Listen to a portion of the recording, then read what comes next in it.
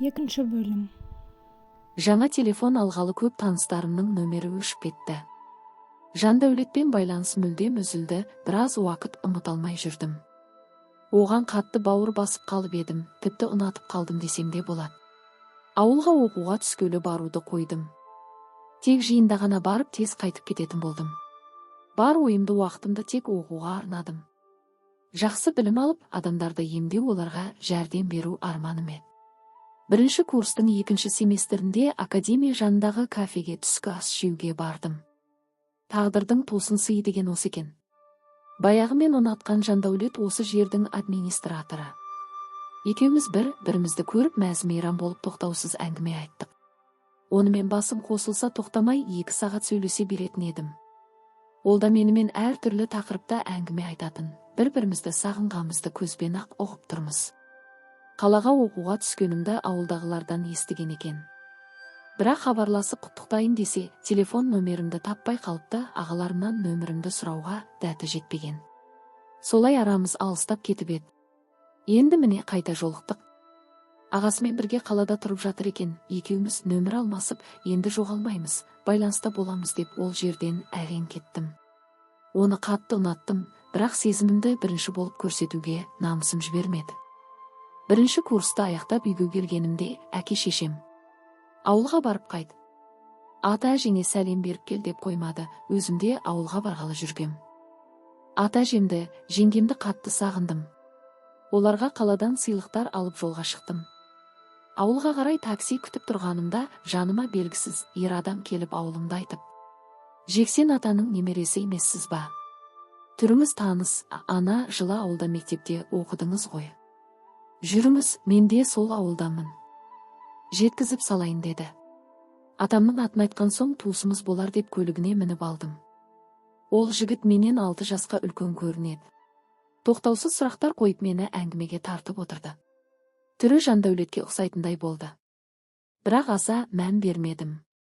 Ол жол бойы әр түрлі әңгіме айтып, мені сөзге тартқысы келді, бірақ мен онымен әңгімелесуге зауқым соқпады.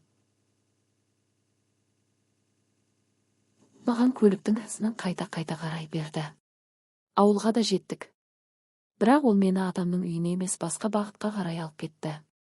Мен басында мән бермедім, мүмкін заты бар шығар беретін деп үндемей отыра бердім. Бірақ беретін заты мен екенімді білмесемші. Үлкенде үйге қарай кіргізді, шамасы Жандәулеттің үйі секілді. Бұрын осы үйді көрсеткен еді, менің үйім әне деп. Есікті топырлаған әйелдер ашып басыма ақ жаулықты жаба салды. Енді түсіндім, таныспай жатып, еріксіз алып қашу екенін.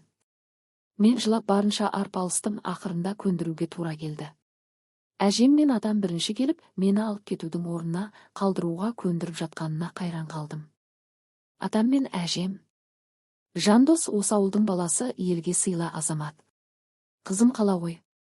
Бізге жақын тұрасың, бағың жансын" деп үлкендер өз ара келісімге келіп баталарын беріп кетті. Анам мен әкем бұл хабарды естіп, анам мені әкетуге тырысқанымен, үлкендердің сөзінен шыға алмай ақ батасын беруге тура келді. 19 жасқа толмай, інісіне ғашық жанның әйелі болғаныма әлі сене алмай қайғырып жүрдім. Ата-енем және күйеуімнің бауыры бар екен, ол Жандәулет, бірақ оны әлі көрмедім. Ол емес шығар деп те ойладым. Амалсыз келіндік өмірге үйренуге тура келді.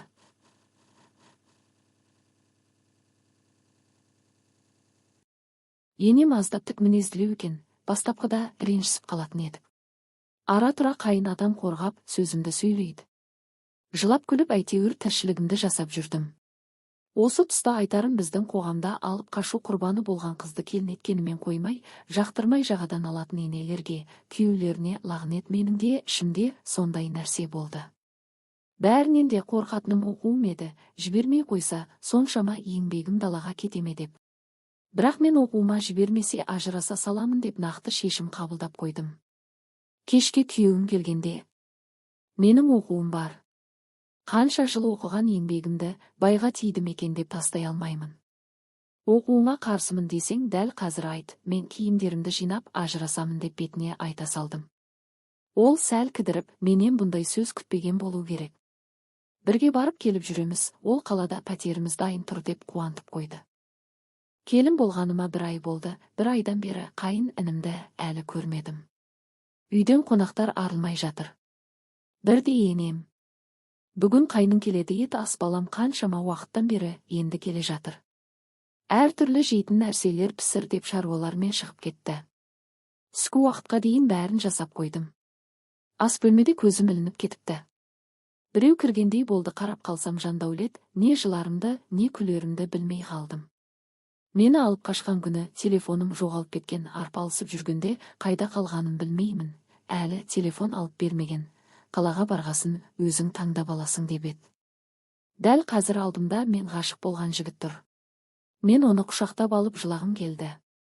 Бірақ оның артынан мен сүймейтін, күштеп өзіне әйел еткен ағасы кіріп келді. Өзімді әзер ұстап, тезірек басқа нәрсені сылтау етіп далаға қарай шығып кеттім. Жандәулет пен Жандос туған бауырлар. Түрлері аздап ұқсайды екен, баста кімге ұқсаттым десем. Жандәулетке сезімім шынайы еді.